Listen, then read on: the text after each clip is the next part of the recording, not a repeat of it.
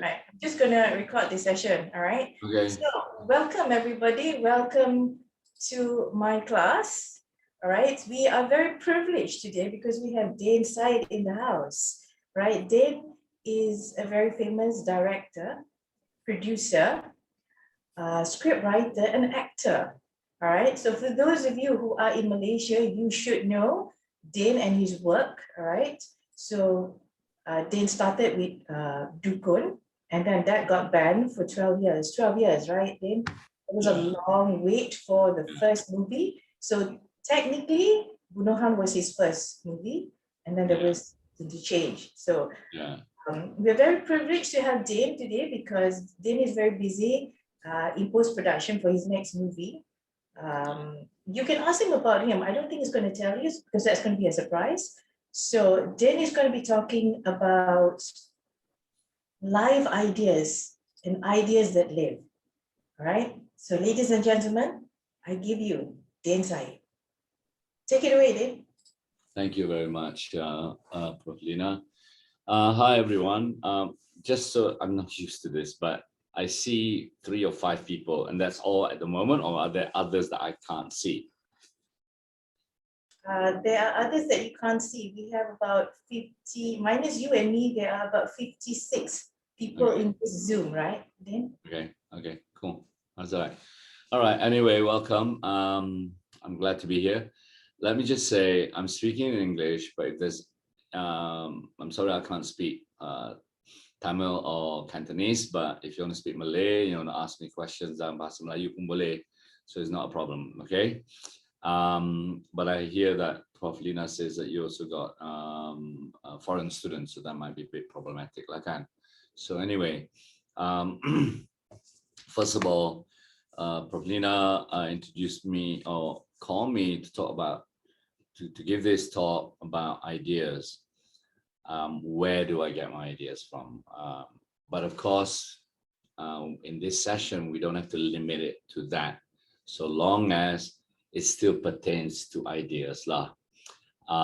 So let me just say that, first of all, before I do that, either now or later, I like it if people can also talk and tell me things. So for the moment, you don't have to answer immediately, but it would be good.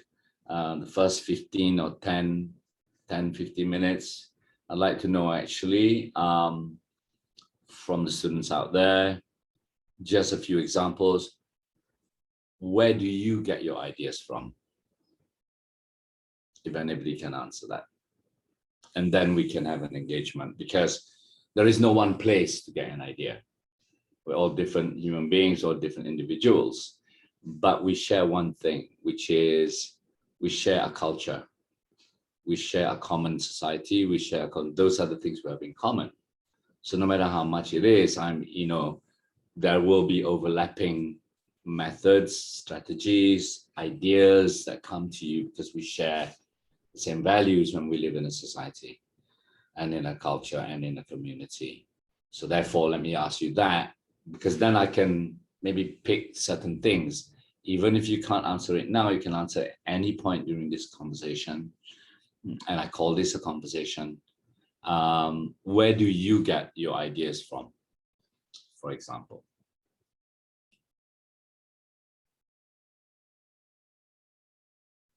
Did you hear me? Can I go? Hello. Hello. Hi, my name is Amina. So I have 3 sources. The first one is usually my dreams. And then the second one, stories of my friends. And then third is personal experiences. Okay.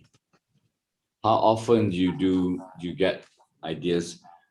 Which is most prevalent? You get it from dreams, from your friends, or from the external world? Depends. Like if I'm writing a horror script, I usually get it mostly from my dreams. But if it's like a human or sentimental type of story, I get it mostly from my friends' stories. Okay, all right. Thank you. Your name again? Amina. Amina, okay. That's very exotic headgear. Okay, anybody else? I can go. My name's Alex. Your name is? Alex. Alex. Hi, Alex. Go on. Hi. So, I usually have like a really weird space to get my ideas, but usually I truly believe my best ideas come from the shower. Okay. Literally, like in the shower, like while you're just like cleaning up, then I get like distracted and I start daydreaming, and then eventually those daydreams lead into coming up with ideas for certain things. So I quickly shower and then I write them down afterwards. Okay. So you don't stay in the shower as long as that idea lasts, because otherwise you must be the cleanest person ever. Like, what if the ideas go for an hour and then you stay in the shower for an hour? I mean, Alex, yeah. Yeah. Okay. But is there any particular thing that triggers those ideas? Usually it's for now, usually it's just basically like I think about something and then it eventually leads into like different like thoughts. So my mind jumps really fast. So that's how I get a lot of ideas at the same time. And then once I find something that's like worth holding on to, then I just sort of like build onto it mentally. Yeah, that's what I was about to ask. Do you, with Amina as well, do you push through or do you pursue that particular idea? I mean, you might have 10 ideas. I'm not saying that you should have 5 ideas. You're not going to pursue all 5. But do you, in your experience, have you ever suddenly taken hold of that one idea and pushed it right through to whatever? It may be, I don't, to just writing idea stage, a story stage, not necessarily even fully into a script stage, but do you ever do that? Anybody? Yeah. Continue. I'd like to have more feedback if that's possible, please. Yeah. Hello, hello, Mr. Dain. Hi. Hi, I'm Sean, and to answer your first question, I usually get my ideas similar to Amina, from either from my own experiences or experiences from my friends or family. Other than that, I also get some of my ideas from the internet. Actually, most of my ideas come from the internet. Yeah. By watching other people's content, like videos, or even like reading articles on news. News also plays a big role. And in terms of like when I consider myself the most creative, most of the time, I feel like to me it's at night before I go to sleep, like when I'm on my bed. Yeah, it's kind of weird, but most of my ideas are usually come to me when like late at night. Okay, well, that's not so weird, Sean, because late at night is when you're least distracted. Late at night, and it's not just you as a person, but your whole environment. And sometimes we don't feel it, and I don't mean just your immediate environment, but you don't realize that the hum of the city, the street, and everything else, people are alive, people are awake, actually also contributes when there is nothing. There's a certain kind of stillness and silence that helps the mind and the faculty, depending, I suppose, to what kind of person you are. For me, sometimes I have to go between that, and sometimes I like writing in cafes and in kedai kopi, because I'm not focusing on any one thing, but I like the fact that there's a lot of things around me, and I'm kind of focusing on what I'm thinking. So that gives me an added stimulus. It's not always like that. I also prefer to write. A lot of people, I think, have a tendency to also work late at night alone. But it takes another thing. For years when I was younger, I did that, but then I became much more being able to control it, that I take it like I work during the day as if it's work, it's a job. But we'll talk about that later. So all these things I'm putting out, and for you to discuss, for you to tell me these things, we can also then discuss a bit later as we go along. Anybody else? Please. Thanks, Sean. Anybody else? Have we go? Yeah. Okay, so, hi, I'm Nabil. I think my best ideas and writings usually come from emotions, but particularly anger. But I feel like in general, I also look towards slapstick comedy and badly written horror for a lot of my ideas. Okay, so you see things and you view and you watch things, and then that's when your ideas come, which is legitimate. Yeah. Okay. Any more, please? Hi, could I go? Hello, sir. Yeah. You can go first. Yes, Jody. you can go. Oh, okay. But you can stay. Okay, right, okay. Hi, I'm Jolene, and usually my ideas come from music. So similar to Alex, I actually come up with them in the shower, but I listen to music in the shower. So during that time, I actually think of how I would make the music video first. And then from that idea, I come up with stories behind the lyrics. So from that, but other than that, I also take a lot of conversations from like snippets from like cafes, like mamak, like restaurants. I like to overhear conversations a bit. So from that, I kind of take them as prompts, and then I expand on them in my notes later. Okay, that's great. Yeah, that's kind of also partly what I was going to say, because that is also within my own experience when I was a lot younger. Yeah. And so great, thank you. Jevin, is it Jevin? Jolene. Jovine. Like the Dolly Parton song. Oh, Jolene. Yeah. Okay. All right. Okay. Okay. Okay. Is there any more? If not, I can continue. Yeah. May I go, sir? Yes. All right. So my name is Travis, and mainly if I get like my ideas or inspiration, I guess it comes for like when I'm smoking cigarettes, actually, when I'm outside. So I prefer to like smoke cigarette, and then when I look at people, I kind of look at them like reenactments of like particular part of history, where I like to look in the minor details of people's life. So that's where I get my inspirations from. Okay, great. Thanks. Yeah, Travis. Okay. So already, if I can, unless anybody else wants to say something, I'm going to move on. Okay. So we can already see that many ways ideas come from many places, because we are live human beings. So I'm going to take you through essentially ideas. The main thing about ideas is, yes, we all have ideas, but one, you work on it. Two, as you write those ideas, how do you then, where and how do you take it, and how do you shape it? How do you make it into something? That's methods. But not only that, there's ideas, we all have them as a person, and it comes from the personal. Even if it's from the outside world, I call it trigger. There's a trigger mechanism that touches you, it triggers things in you. And so it's always between you, the personal, the internal, and the external.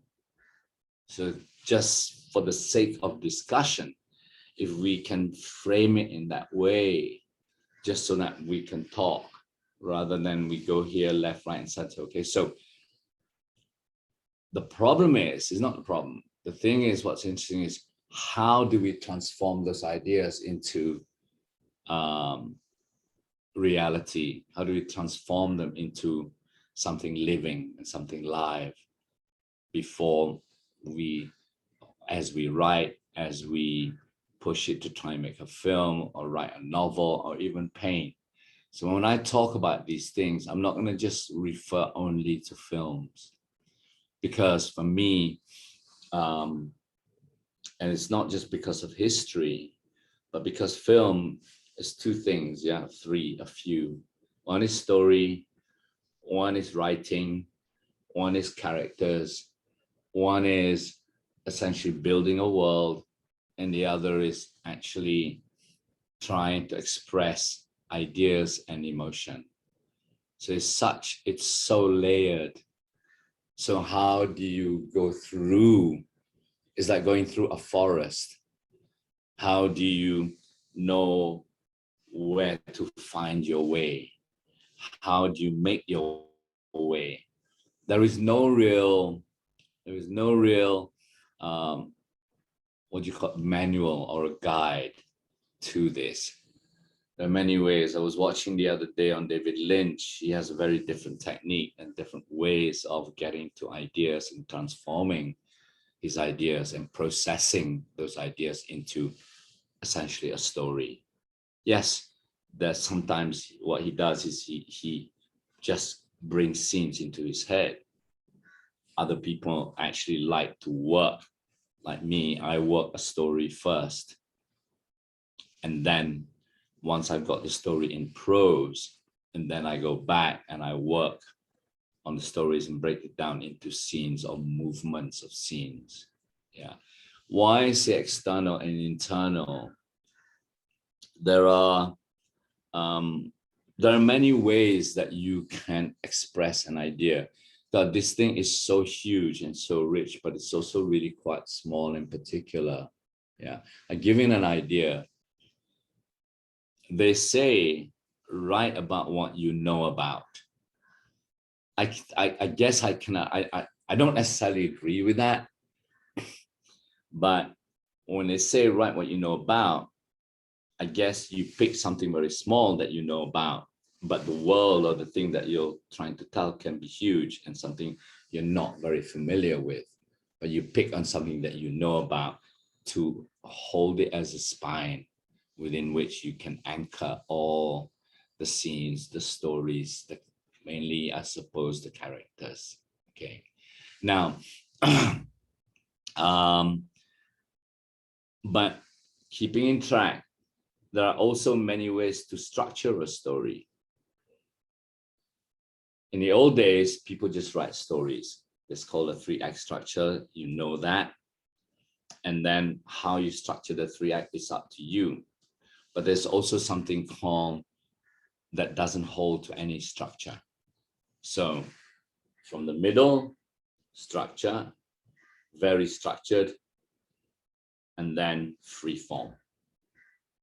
Right. Now, directors and filmmakers, my favorites are from people like Tarkovsky, Kieslowski, Alexander Sokurov, who don't give a hoot. Or if they do, it's very much in the way that they instinctively feel how they want to structure their story. Right. But that, so then with other extreme end is genre. People think that genre is easy to do. There's a pros and cons about genre, which is the worst part is you can become lazy because it's a structure. It's like cookie cutter. You build kuih, you acuan, right? And that's the problematic here. But the Koreans will take the cookie cutter and turn it and make it something else. On the other extreme, you have people like Balatar who don't really hold adherence to structure except within their own ideas of structure. They may follow their own heartbeat, they may follow their own ideas of dreams, they may follow their own ideas of how and where they want to take that character. So there's two things. One is the outside world, alike, and then the other is the internal, the personal. They always say, you write a story. I'm jumping ahead, by the way. I go back to ideas in a minute. Write from character or write from the outside world. It depends what your strong point is. The problem with writing from the character, you have to imagine the character. You have to do it. It's just as difficult if you write from the outside world. But for me, in particular, it takes far more difficult because it needs more time to write from the personal and from the character's point of view. And it's, for me, more difficult to control because the character wants to go here, the character wants to go here, but you go from the outside world, I just say, he does this, she does this, he does this, she does this, da, da, da, da, da. You know? But I think it's a question of choice. But there is this idea, and someone like, for example, Tarkovsky, we'll come to that later. He's not interested in, when he picks a character, he's not interested in writing about the character does this because of this, does that, does this. He's more interested in expressing how the character feels. So a lot of his films, he puts them in the world, but a lot of it is an internal journey. So he's expressing the inexpressible. He's expressing emotions, poetry, grief. So he's less interested in the structure of story. This person did this, went there, went to the coffee shop, met somebody. He will still have that. But what's more important for him is what that character is feeling at that moment. So his is very much an internal journey and an internal monologue, dialogue. Yeah. So that's, to me, becomes the freest form, right? If you've never seen him, do Google him up later. I can tell you the full name and all his films. One of my favorite directors. There's also Kieslowski, a bit more structured, yeah, but also playing with form and experimentation. Now, let's go back to ideas. The thing about ideas is, you've all said it just now, and I'm glad that there is an overlap. Some of you, it comes anywhere from the shower to the coffee shop to, you know, whether wherever that you're doing what you're doing, it comes to you like that. And for me, as I think it was Jolene who said that listening to music that's always triggers things for me. Watching things, I like paintings, I like photography, so these are ideas. I'd like to get to how and what is it that attracts you to those ideas? What holds those ideas to you? 1, 2, you can have an idea, but where and how do you build that idea? Right? So those are tools, and then method, right? And or strategies. And then, so that for me is, you don't have to follow whatever I say, by the way, you don't really need to follow that. Yeah, it really depends, because these things are processes and they take time. There's 2 things about ideas and working with ideas. The wonderful thing about filmmaking actually is that every ideas come with different sets of problems and different sets of learning and excitement. And that's the value of it, because you can write about anything, but each time you learn something new.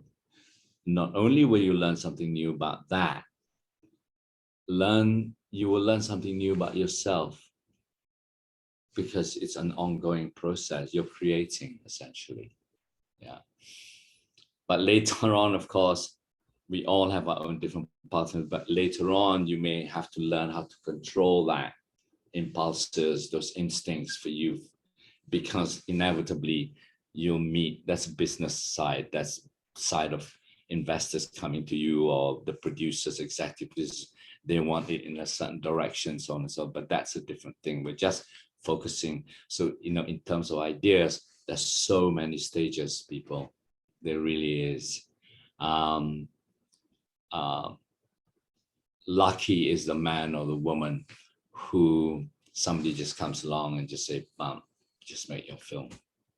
You know, as you know, you can give a great idea, but the method, strategies, and execution isn't great. It doesn't matter. You can have not a very good idea or a small idea. It could be the biggest and the best thing ever. Right? So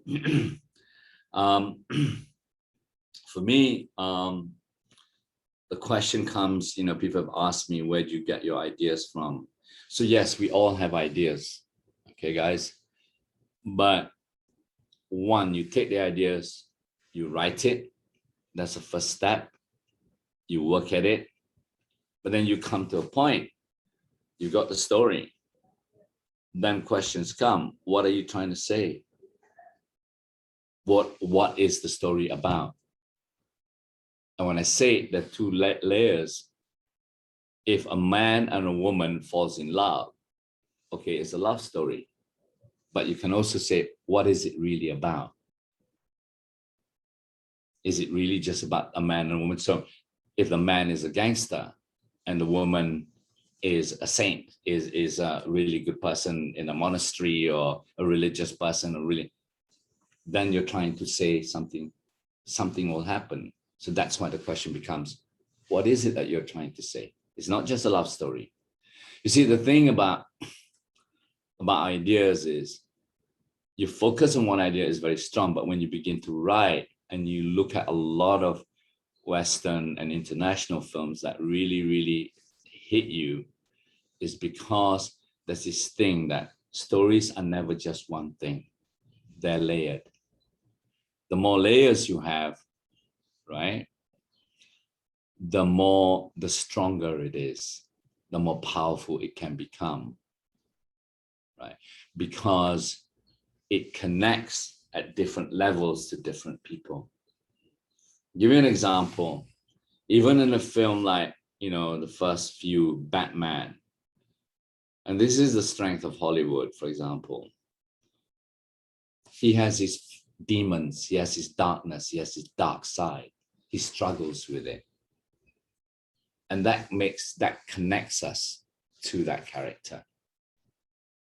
So then, what is the idea? So yeah, it's about Batman, he's fighting injustice, but there's something else. Like, for example, if you look at Joker, it's not just about he's a bad guy. He's struggling with his own self. And what that is about is whether it's mental health issues, so on and so forth. Yeah. And he wants to take revenge on the world. So always, in fact, I have a friend, who writes in LA, and many years ago, and she said to me, I was just asking questions and lessons, and said, Hollywood, when you submit scripts to them, they look for three, this is called the golden triangle: the social, the cultural, and the political. When they read a script, they like or they don't like the story, they find the story intriguing, or it pulls them in, it's interesting. But the one thing that at the end, finally, they have to take are the three things. They can do with two, but they will not accept there's only one out of the three. But of course, that was nearly 10 years ago or so, 10, 12. Things change very fast now. But like I said, even if you watch superhero movies, there's always underlying themes. Now, if you look at something like Avatar, it's not just a super CGI sci-fi film, whatever, but it has the social, how we treat the other. It has the political, how we treat non-humans, people who live essentially like native tribal people. So it's political in the sense that how we treat other people, the world that we live in, and cultural. Definitely a cultural issue there. It resonates. So I go back to my ideas, going back, so I'm kind of jumping ahead a bit. I find that, yes, ideas can come. One, it hits you. Two, you pick up on it. Then you think, I'm going to develop this idea. You write a story. Then, I don't know if you ever faced this, but you come unstuck. You kind of go, where do I go here? What happens here? How do I develop that? And there's two things that ideas for me, the question was, where do you get your ideas? Where I get my ideas is just like anyone else. Snippets of conversation, reading, news, so on. But there's another, for me, it's always been the ground. right? You can walk on the ground. Ideas come, they can go in here and out the other. They hit your head, they fly off.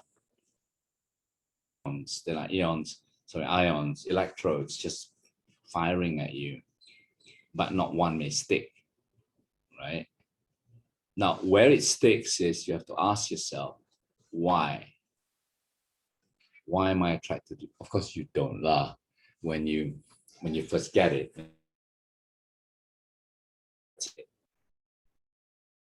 When I say this is the process as a writer, as a filmmaker.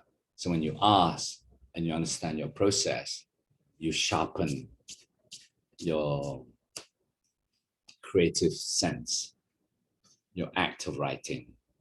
Because slowly you also remember what I said about learning. You also learn who you are, what are your flaws, what grabs you, what doesn't grab you. The essential and open thing is to be open to ideas. But that's really in many ways the easy step. That's the easiest part. The most difficult in life, there's two things for me, is when you begin to write, things make what I call connections. Again, I use the word ions. They fire at each other and they create sparks for other things to happen, right? So connections are built on ground. What ground you have, it doesn't matter. And that ground is, I would say, information as, in a way, your intellectual tools. In other words, intellectual tools don't have certain things which you, but if you do in the area of biology, in the area, you have an idea, it immediately connects to certain things you have to know in time.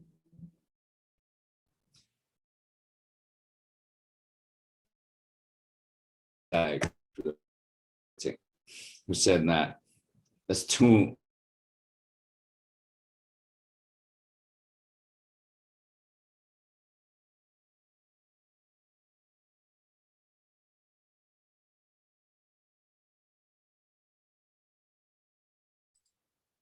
Then I think you're having internet issues.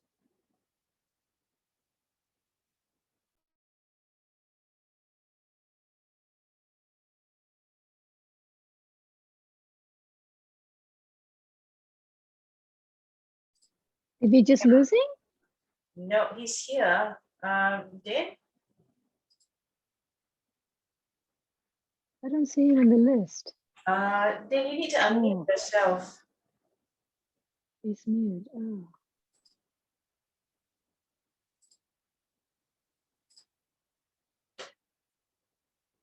Yeah.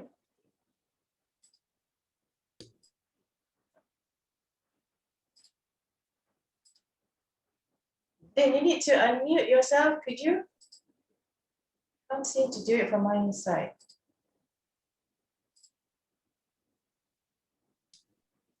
Okay, can you hear me? Yes, we've got you back. All right. For a while. Hang on, yeah. Hang on, guys. All right. So, where was I? They kind of fire up connections. So these are the tools you have. Look, if this is really boring you, just say something and tell me, you know, it's cool, because I'm just taking you the steps. So it's like, yes, you have ideas. Where do you take those ideas? There are two things. One is the personal. What do you know? How far can you push it? So there's two things for me, and that is research and reading. The more you know, the more you have, the more you've read, the more you, in many areas, so always develop a kind of interest. And I say this, not, you know, guys, yeah, you can watch films and you think you know it because you get your inspiration from films. But that's very limited to me, because at the time, I mean, I don't live in your generation, your time, because film in those days was still a very young, even 100 years ago, and it's constantly having to prove itself. It took its ideas from theater, from painting, from dance, from literature, from sound, from music, from performance. You know, you have to know all those things. And the more you know, the more your brain can fire connections between this and that, this ideas with that ideas. I mean, we can go through examples later. I mean, for example, how, and please, I'm not talking about my own films because I'm on a Junjong myself. It's just that because it's the nearest relatable. I can talk about other filmmakers and so on and ideas, but if you don't know them, that's pointless. So that's why I asked to watch the film, because then we have a real pinpoint case study for me to say, yeah, this happened here, this happened there on those films. Yeah. So, and you know why I say that? There'll be thousands, hundreds of thousands, because every young kid now wants to be a filmmaker. We'll talk about that later. Nobody wants to be a producer. Nobody wants to be a director, art director, or writer. Everybody wants to be a director. But how do you rise above the rest? You have to be better and more, know more than anyone else. Unless you have extraordinary genius, talents, plus luck that can take you there. Because there'll be, after you leave, the last year, the year under you, the year after you, and everyone will be wanting to make films. And so for me, you need to, how do you mark yourself out, rise above everyone else? And it is about this, and it is, aside from this, of course, but it's about what knowledge you have, so on and so forth. How sharp are you in your ideas, in developing those ideas? For me, we'll talk about, of course, I can go into the details of the unconscious, the subconscious, so on and so forth. But that's, you know, of course, that comes with the territory, but I'm just telling you the basics in terms of the way I approach things. Of course, if we can go deeper into how do you develop that idea of the tribal culture, how to develop that idea about the aspect of the Birdman in interchange, where that came from an idea I was researching about photographs. Why photographs? Because I was interested in critical and cultural theory, and there's two predicated on two ideas. Tribal people think that if you take the picture, you steal their soul. I've been reading, yeah, all tribal people do that. It's not a surprise, Danny. The whole world. All tribal people believe if you take their picture, you will steal their soul. Also, there is this in the area of critical and cultural theory, at least from the early 90s, 80s, 90s, because of prevalence of image and image making, and image is so prevalent in our society. There's this theory that image transforms reality and reality transforms image. In other words, reality TV. That's what became reality TV. The real is no longer imaginary. The real is no longer just the image. It's real, it's live, it's on TV. We all live our lives via what became known as mediated. In other words, everything is mediated. Your experiences are mediated. Your everything that you think you know has been mediated. Do you understand what I mean? So mediated is the largest sense of the word. It's gone through media. It's gone through the media. It's been mediated. Now, mediated by me, mediated by the organization that hired me, mediated by TV, mediated by everything else. So in a way, there is no such thing as a neutral image. There is no such thing as a neutral anything, right? So if image has already been transplanted by reality, isn't that in a way stealing the soul? So that's when I decided the Western intellectual and cultural tradition has that. The tribal people believe it just steals your soul. So I decided to marry the two together. Not marry. I'll tell you what happened. I saw that image, and the image said, I was doing research many years ago in Dukun, and I saw these women washing their hands. I think I referenced it in the film itself. And the statement said, the caption said, women washing themselves from evil effects of photography by the stream, right? It was taken by a Norwegian ethnographer. And I thought, isn't that really ironic? They're washing themselves from being photographed whilst they're being photographed. So it becomes a perpetual motion. And then I thought, that's this stream in the jungles of Borneo. It was taken in the jungles of Borneo. What if this stream meets another stream from a river in the West, where the ideas are image will supplant reality. Image will take over reality. And that's when I thought, so those two things that came to my mind, they're only ideas, okay?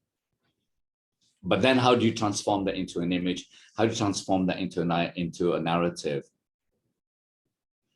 Sometimes you can fail. I don't necessarily think maybe I could have articulated it or executed it or made it into a better thing. But at the time, that's what I did in Interchange. So there are a lot of layers like breaking the glass. So when you have the image in as a photograph, in those days they have it in glass. Yeah. So then you do research. There are many things that they do before glass. There was tin plate, right? So my point, I guess, is that you start researching, it builds, expands. Then you have to go into the details. Hence the killing. I did that simply because everyone today is doing this. You go to a concert. In my time, everyone just watches the concert. Now it has to be mediated. It's almost as if you can't feel it, you can't see it unless you go through this. In other words, this authenticates your experience. It makes your experience authentic. There is a witness. This steals your soul. So in that sense, let me take you a bit more. Yeah? That's why you have to break the glass. Because all image is so easy. You don't need to go there. You don't need to be there. You've already seen it. I tell you about Mount Fuji, you've already seen it. I tell you about Africa, Mount Kilimanjaro, you've already seen it. There's nothing you haven't already experienced, even if it's only vicariously, or even if it's only through here, you've seen it. So my suggestion was to see properly, you need to break the glass to feel it.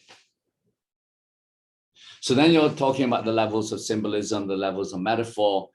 And that's why when Adam, I don't know if you saw the film, if you don't, forgive me, he sees Eva for the first time on her balcony through the camera, or he's taking pictures. But what I did was I said, no, I want you to not go there. When she comes out to see you, you must see her away from the camera, because the camera becomes an obstacle. The camera does not make you see anything. The camera is alive. So that's why you get metaphor and ideas, because if you're informed in your research and you understand what you're trying to. It doesn't matter to me if the audience understand, they don't understand. That's less important. Why I need that is so that I can structure my story. I can have a story to deal with. Yeah. And so I say this, Adam is a forensics photographer. When we meet him, he can't be bothered. He can't go out. You see too many dead bodies through his camera. Eva is looking for the glass break negative to release the people that's trapped in there. So for me, Eva is trapped in the photograph. Adam is trapped by photography. So essentially that is the gist of how I built the characters between them. Let me see how I'm doing for time. Okay, so there is information, critical tools. When you have information, when you have ideas, they become the tools within which you work in your mind. You don't have to have, I'm not saying that's the, some comes from instinct, some you just write from your own personal experience. Of course, when you're young, when you're 18, 19, 20, you know, that's what you have. But I've always, you see, my problem is I started reading philosophy at 15, critical theory, culture, criticism, literature, art, particularly architecture. And that was my interest. I never really stopped and gave up. It's always constant, given the time, right? Yeah. So that's one. And in, for example, in Bunuhan, I got this idea that I wanted 3 brothers, and then I went to do my research. I spoke to people, and then they said to me, there's one person said, oh yeah, she used to be, because the mother used to be a young prima donna, which is a something called dramaturgical healing, which means you heal through drama. It's done over in Kelantan and Terengganu. Yeah, it's part of the oral community and oral traditions. All right. So then she said, yeah, there was that famous young prima donna who, in the midst of her performance, became a white crocodile. And I went, bang. That's what I need. And I was in a cab ride, I was in a taxi, and these 2 guys, I had injured my arm. So I went to see my mom, and she introduced me to 2 guys, and they said they'll take me to a guy who will heal me, a bomo as it happens.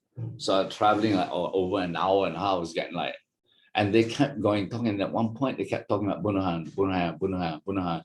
And I said, Bunuhan means killing. So I said to him, what are you guys talking about, Bunuhan? Yeah.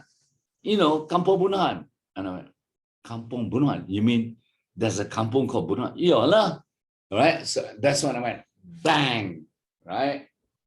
Because I wanted the story to be set on the borders of Kelantan and Thailand, because that's always been known as the Badlands, in the way that in America is Mexico, and in all Westerns, you commit crime, you escape to Mexico, right? Because that's outlaw country, that's Badlands, right? So I wanted to, and it's very true. When I was growing up in Kelantan, for example, you know, I knew cousins, friends, families, you do whatever bad, you just slip across the border.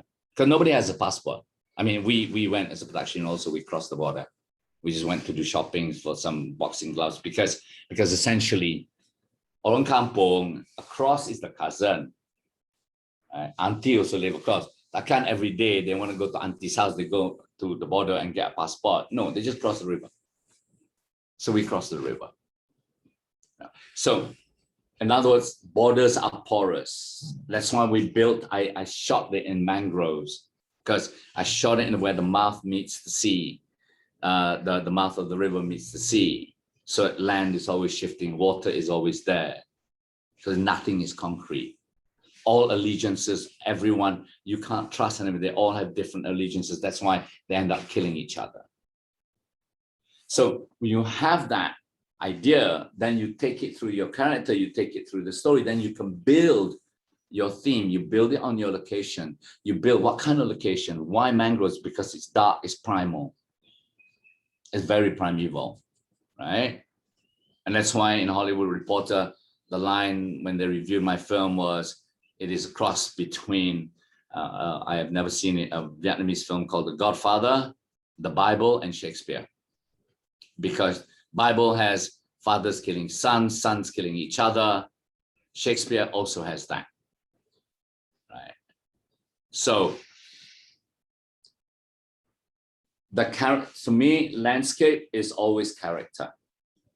Place is always character.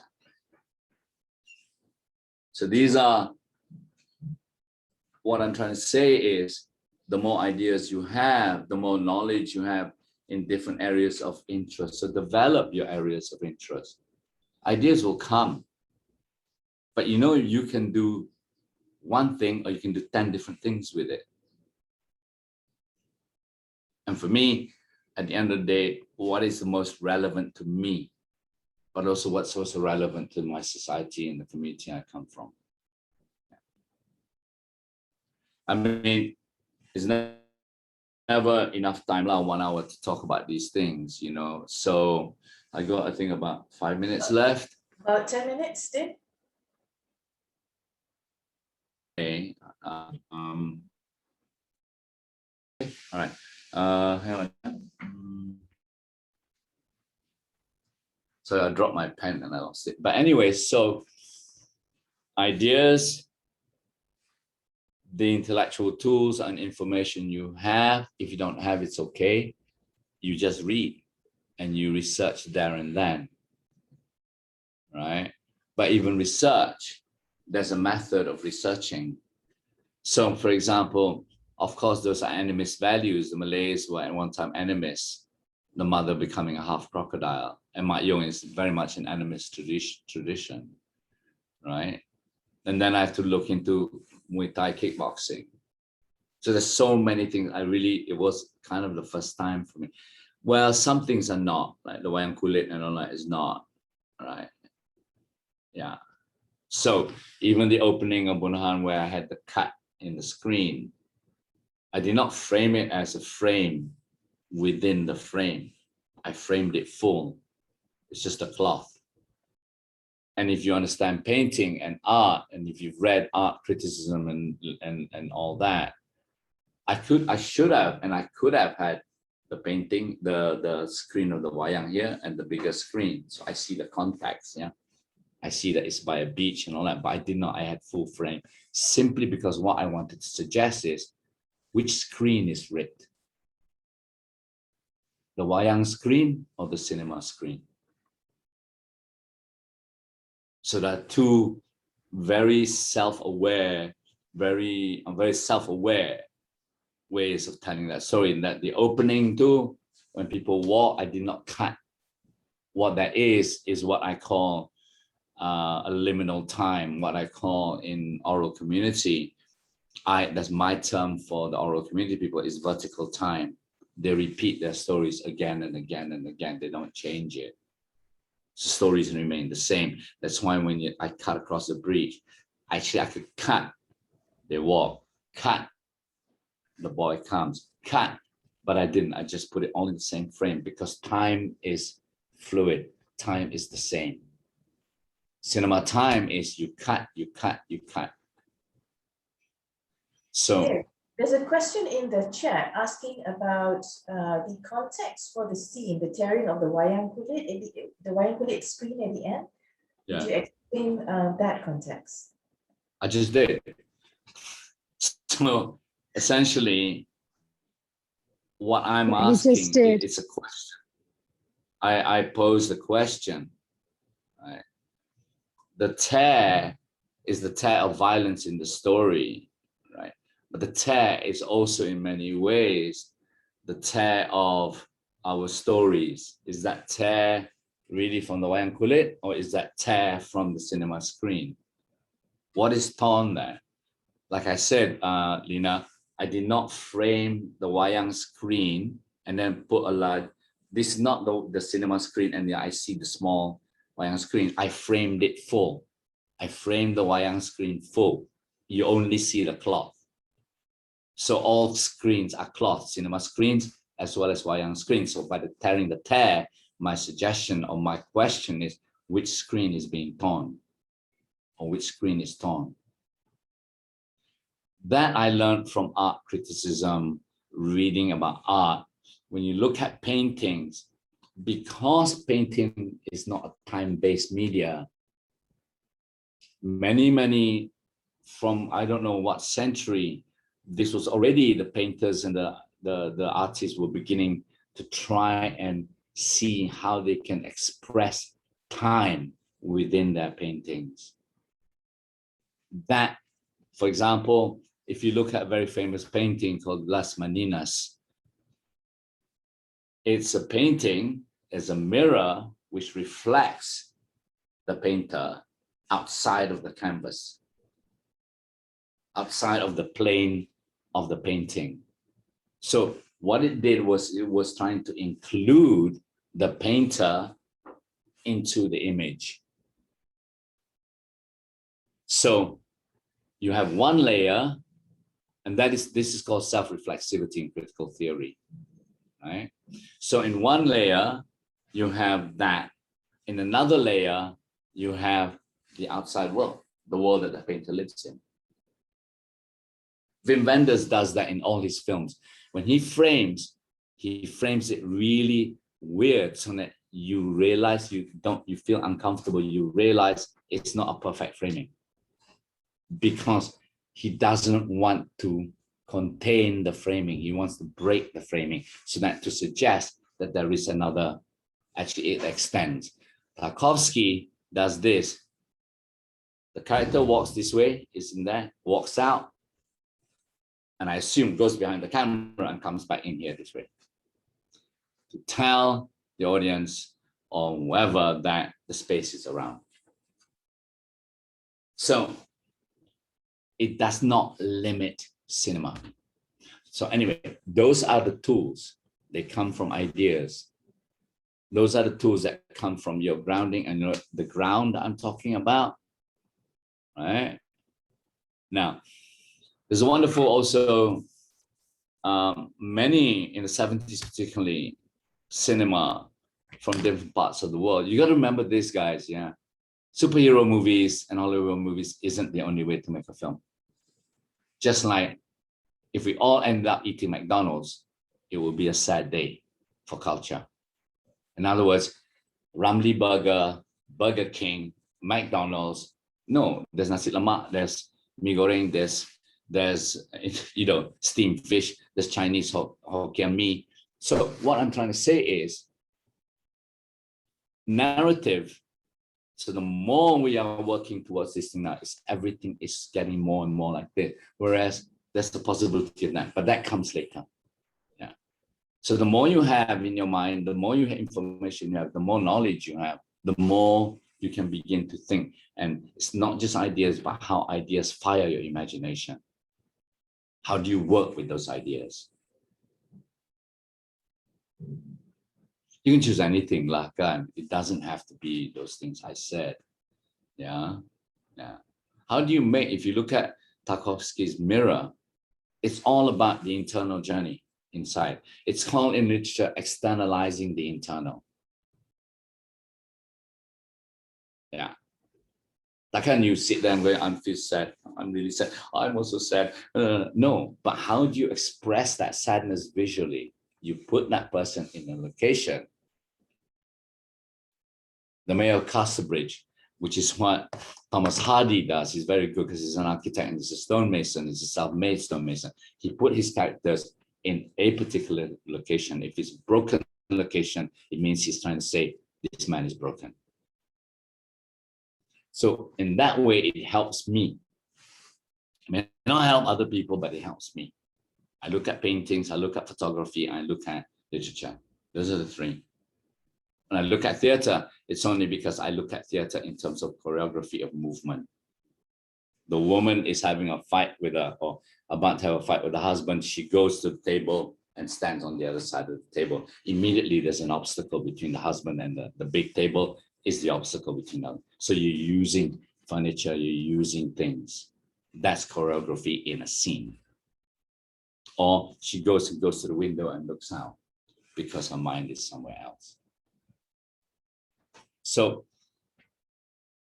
yes, we can talk about ideas, of course, until the cows come home. But the thing is, what do you do with it? How do you do with the ideas? How to take that idea, transform it. And transforming it, for me, isn't just transform, senang nak cakap transform macam mana. All the little steps, all the little tools. It's like sculpting lah kan. It's like you take a piece of wood, you nak sculpt sini, pisau sini. You take paintbrush pun boleh, yang tebal, yang kecil, yang nipis. They all have different functions. That is the ground within which your ideas walk on. Yeah. I mean, I wish we can, you know, the best way for me is sometimes to look at films and look at clips. For example, Bertolucci's The Conformist, he put his characters in very bleak, strong architectural thing because it's the architecture of fascism, because the film was set during the fascist era. Anyway, I think time is running, so I'd rather, it's 5 past, so I could turn it. I'm sorry if there's not enough that I could have said about ideas, because to me, it's not the ideas, it's what happens around the ideas. So you asked me, where do you get your ideas from? You said it, I asked that question from the beginning. You said it yourself already. It's as legitimate as me. You get it in a shower, you get it in a coffee shop, you get anywhere. But that's not the problem. That's not the point. The point is, what do you do with it? How do you do, what do you deal, how do you take those ideas and do something with it? We all have different techniques and different methods. Yeah. So, okay, thank you for that, Dain. We're going to open it for questions right now. If anybody wants to ask questions, Yeah, please sure. just unmute yourself and articulate your questions. All right? Anyone? This is your chance to ask Dain Said. Hi. Hello. Hi. Can you hear me? Yes, Okay. Dain, go ahead. Okay. I just want to ask, when you were directing a controversial movie like Dukun, I just want to ask, what were one of the biggest challenges that you faced when you were directing that movie? There were many, not least because, first of all, just to make a difference, Bunuhan and Interchange and my next film is made by us, me, my producer, right? Dukun, yes, was co-written by me, originally written by somebody else, but why I marked the difference, because it's not really my film. It was Astro funded it and they own it.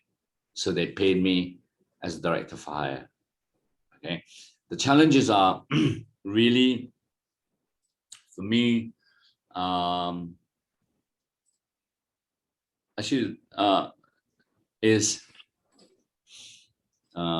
let me try and phrase this. I think the challenges are how to execute certain things, because also CGI, in those days, there was not a lot of companies. I was not very particularly happy with a lot of the CGI, okay? So it wasn't really, we didn't have a lot of, and we couldn't go abroad because the budget wouldn't allow it, okay?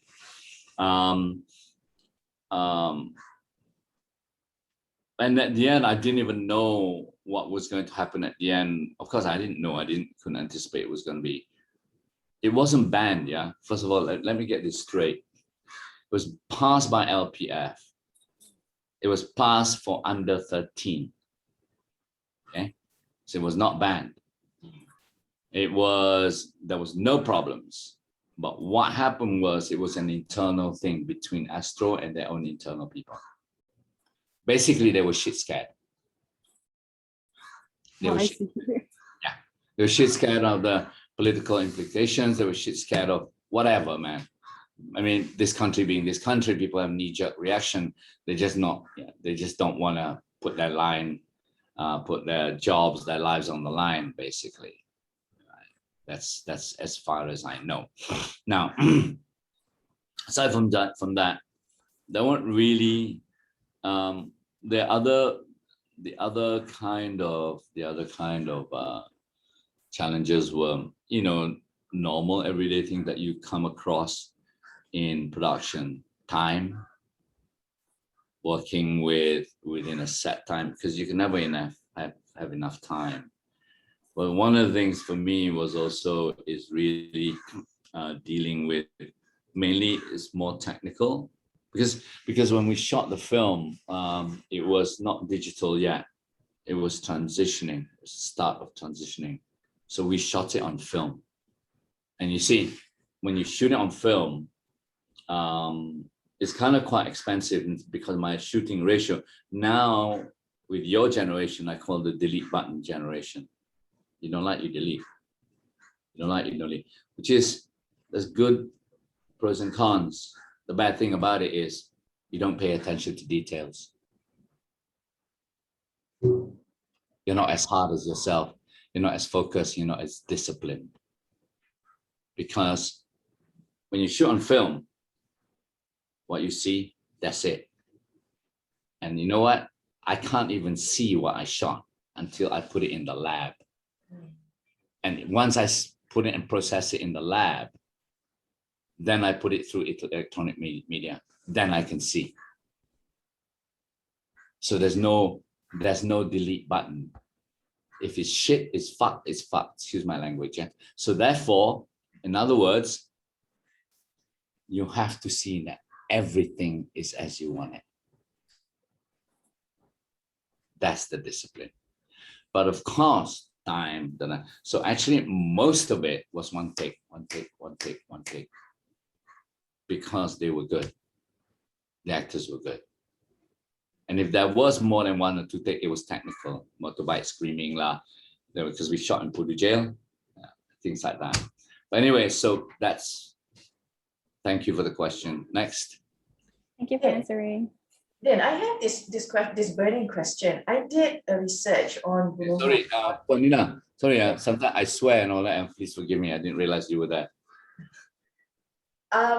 I was doing research on Bunuhan and also another borderland film. All right. Bunuhan was set in Kelantan. All right. It talks about killing. It talks about assassinations. But there was, given that this is a Muslim state, all right, there was the absence of the calling of prayer. Was that deliberate? Then?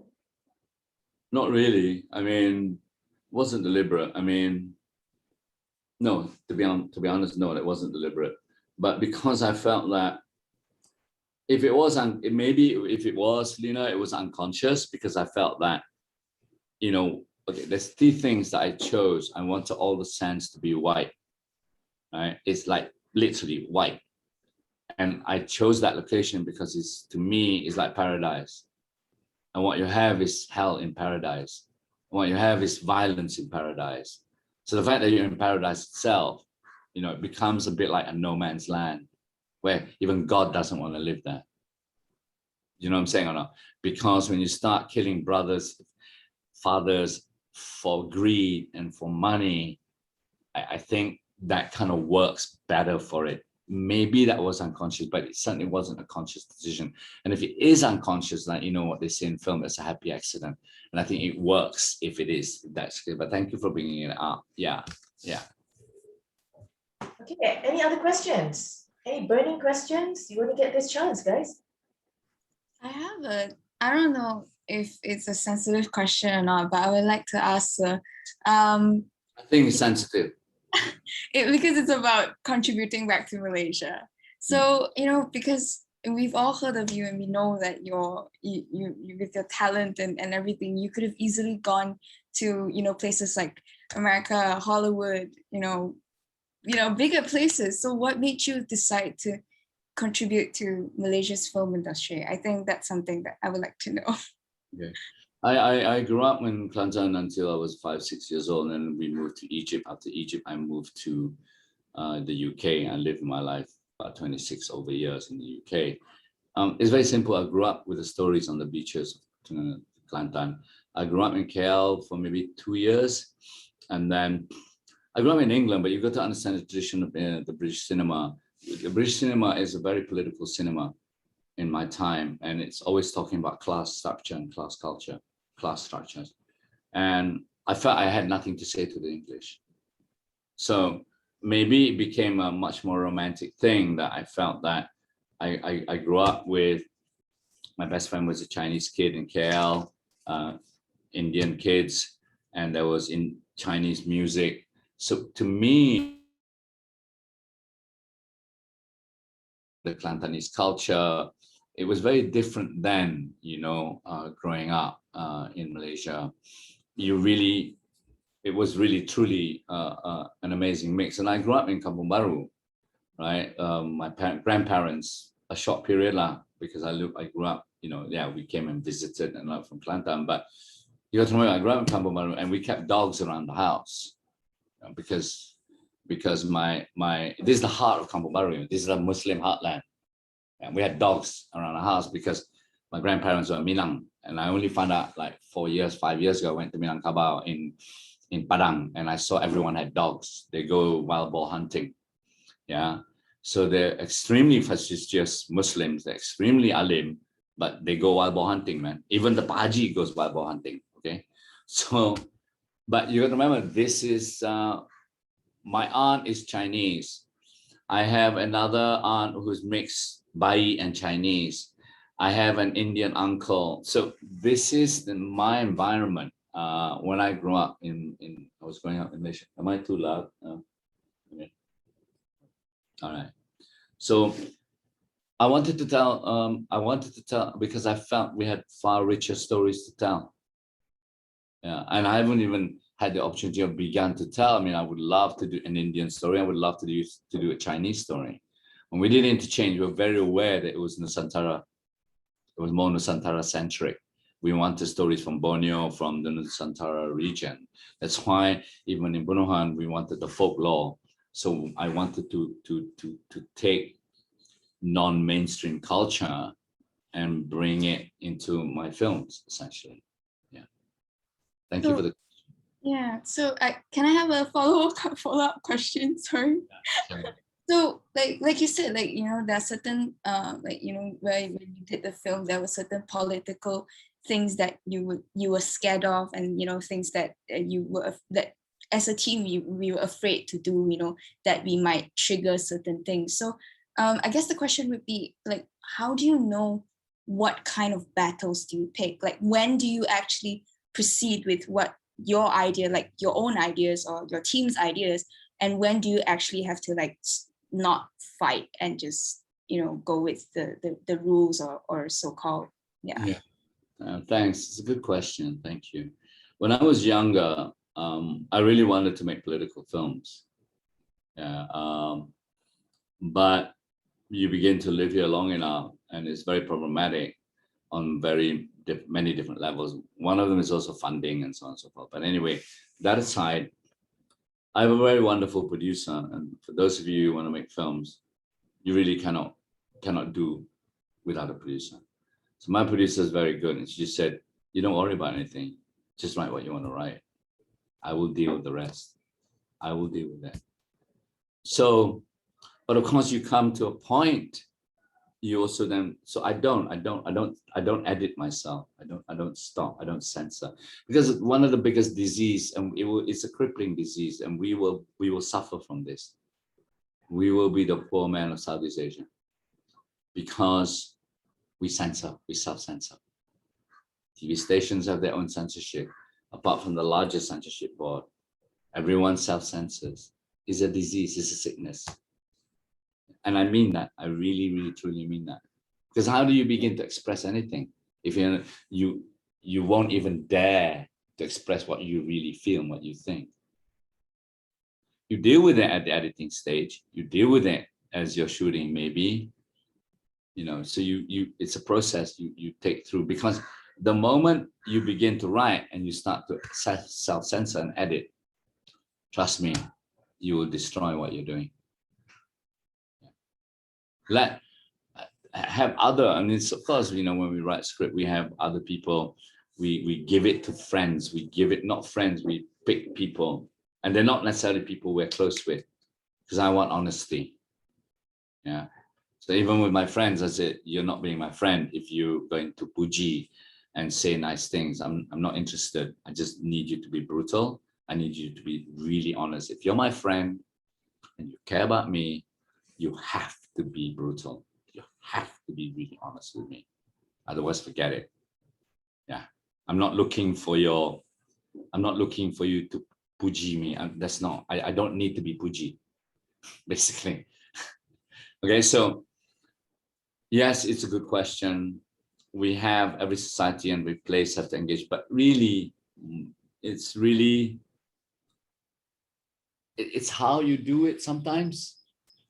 It's how you execute it. It's how you like, for example, in Dukun with the exchange of the spirit between Mona and the younger girl. I want it to almost like, not like, what's the word? I almost want it to have a certain sexual undertone, right? Yeah, that's why I shot it in the way I did with the silhouette and the shadow and so on and so forth, because I want to talk about because when I watched the Mak Yong, one of the things that came through to me in Kelantan, why the Kelantanese government, to me, banned it, because there were 5 women mediums and 1 woman who was in. It was amazing, and they were almost like animals. And you see that, and you think, it's the power of the feminine, and that is the fear. And so, for me, all power, all sense of human power is so interconnected. Yeah. Creativity is connected to sexuality and desire. And so is expression. And so is a lot of things that we do, because we are human. You don't, it flows, you know. We lock this bit here, we lock that bit here. We don't. We operate because everything's interconnected in our brain, yeah, in our physicality. Yeah. Okay, we're 5 more minutes. Anybody wants to ask any more questions? Yeah, I had a question. I remember much earlier when you'd sorry. What's your name? Dan Galera. Dan Galera. Yeah. Okay, go on.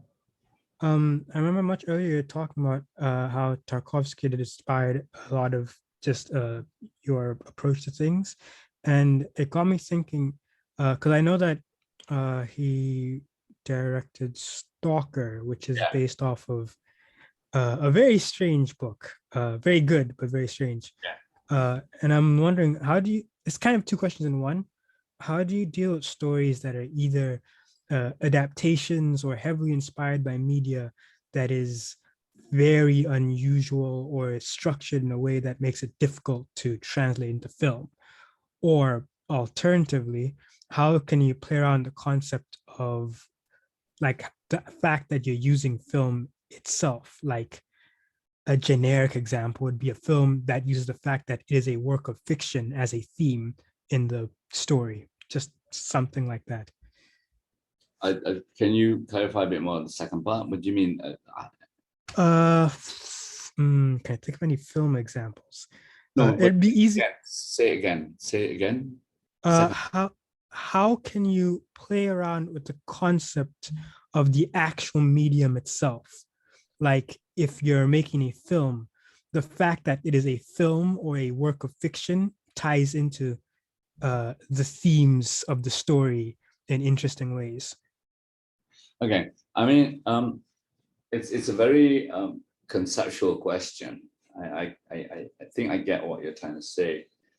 Okay, first of all, yes, I'm inspired and I answered the first question, Tarkovsky, but there is no way I would say I can or have the opportunity to use some of the ways that he has done stuff, which is extremely poetic and beautiful.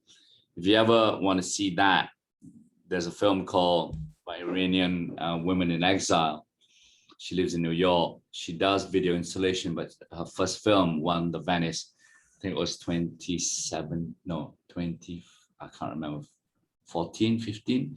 It's called Men Without Women, or Women Without Men. Yeah, Women Without Men. It's stories of 4 women. It's beautifully shot, and parts of it reminds me of Tarkovsky. I think she was very much influenced by him. Now, like I said, the only way, Dan, can I call you Dan? Yeah, Dan or D is fine. D. Okay, D. The only thing is, I chose that as an example to say that there are many ways we can structure and express a story, right? It doesn't have to be this happened. Joe goes to the cafe and then he gets beaten up, and so on and so forth. How do you say Joe's feeling really, really sick and he's feeling like he's missing his dead mother? He goes to the cafe. How do you express that? Then he drinks a cup of coffee, but then he realizes that is the coffee that she really loves. How do you express that feeling without dialogue? I mean, it's cheesy, it's crap if you just sit there. Oh, this is the coffee that my mom used to love, right? So how do you express that visually? How do you express love here? So what he also tried to do is express spirituality, the idea of the ascendant self. Now, your second point is, I think this, correct me, but I think what you're trying to say is, how do you express an idea of a story, which is also in a way expressing the medium within which you are showing it? Okay. Yeah. Let me see if there's, in many ways, Tarkovsky does that, mirror, where he opens and see, it's just a flow of time, but time is film and film is time, right? If you ever see, and Godard does it, but much more technically as a critic. Now, there's a guy called Wim Wenders. I'll give you an example, right? There's a film called Paris, Texas, right?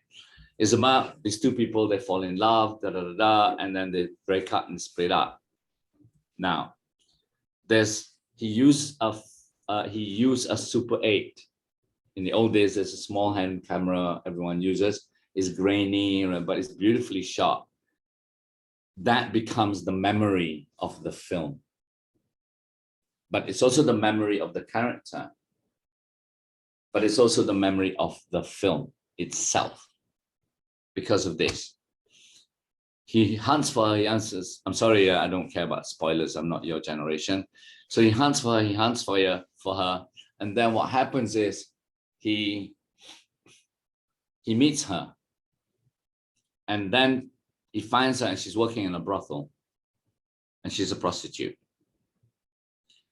Now, in the 70s, in those days, there is this thing where you can see the woman, like I'm seeing you now, right? Or you're seeing me. Say this is a glass window, Dan, D, right? And you are the customer, and you tell me, take off your clothes. So I do this. Now take off your bra. Now put your hand here, put your hand there. You tell me what to do for your own sexual gratification. But the way frame, can you see this framing now? Yeah, your screen. It is a rectangular screen, and that is the cinema screen. Now, what happens is when he tells her, they sometimes speak on the phone, I think. Yeah. If you want to speak, you can, or is it he tells her through by, I can't remember now. But essentially, the framing is like this. And so she's a woman. He tells her what to do, but they decided to speak about their love. Now, in that framing, he's framing the film. We're watching a film. So all forms of framing, and Wenders does this, is the cinema screen. All doorways is a doorway, a window. This is called self-reflexivity, basically using visual devices. So what he does is, it's a critique. He's criticizing a cinematic critique on how we in cinema construct women, how we construct the image of women. You know about, there's a famous woman called Laura Mulvey, who wrote and broke down on Hollywood women in film noir. They have 3 stereotypes: the saint, the whore, the mother. Right? So, and you construct these things along the 3 lines only. So we construct women because men hold the what you call it, the modes of representation. We control. In the old days, men make films, not women. So men make films for men's pleasure, not for women's pleasure. So I make films, women looks like this, the femme fatale looks like this, you know, for my male pleasure. Now, in her theory, it is this: women always have to look at themselves twice.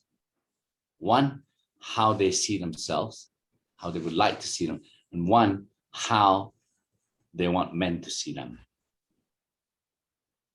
So to answer your question, that is the film medium. You're referencing the film medium. You should see his film called Kings of the Road, where he was waiting, he went upstairs and the projectionist was masturbating in his cinema because they were showing sex. And then later he took the films, sex, violence, and guns, and he looped it and he showed it in the screen in the cinema while he was waiting for the checkout girl because he was dating her.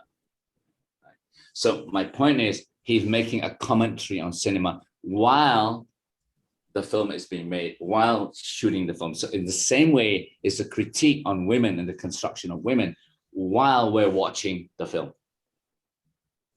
But the drama still goes on. You know what I mean?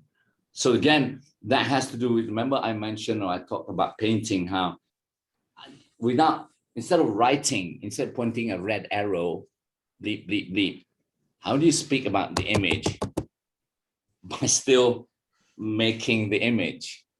You use certain, what we call visual devices, and painting does that. Painting has done that throughout the years.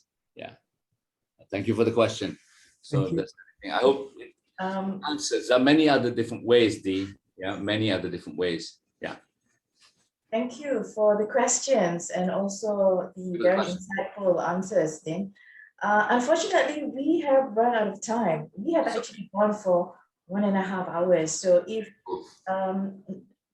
some of you have more questions, you can send those questions to me, all right? And I can email it to Dain, and then I can send you the answers back, all right? Dain's very busy right now. So I appreciate the time that you spend with the students. I'm sure the students have benefited greatly from your knowledge and experience, Dain. Thank you so much for coming. I hope so. Thank you, Lena, for inviting me. And thank you for all the students who asked questions, who attended, even if you didn't ask the questions. Thank you so much. Yeah, really, really, it was lovely. Thank you. Yes. And thank you, Lena and Adriani. Thank you so much. Yeah. Yes, thank you so much. Then I can't thank you enough. Good luck on the next film. I hope we get to see the screening soon. Okay, thank you. We don't know, you know, this time with the cinemas closed and so on and so forth.